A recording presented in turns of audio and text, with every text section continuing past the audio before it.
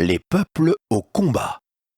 Si l'allemand ou le russe est capable des plus grands sacrifices, l'un pour la race ou le peuple, l'autre pour la grande Russie, ces deux peuples sont fondamentalement différents dans leur façon de combattre. L'allemand est capable d'effectuer les plus grands calculs d'attaque et de contre-attaque, ce qui surprend toujours ses adversaires par la minutie et la coordination de ses actions. Mais il est incapable d'improviser quand les calculs, si élaborés soient-ils, ne correspondent pas aux situations prévues.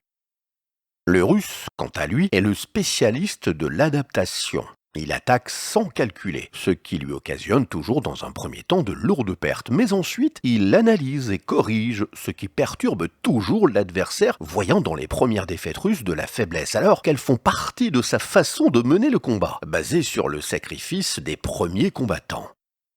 Ces deux façons de combattre contrastent avec celle de l'anglais insulaire et commerçant par essence qui est calculateur et achète ses alliances pour, si possible, faire combattre les autres à sa place, tout en sachant se retirer dans son île quand il voit que le combat n'est pas rentable.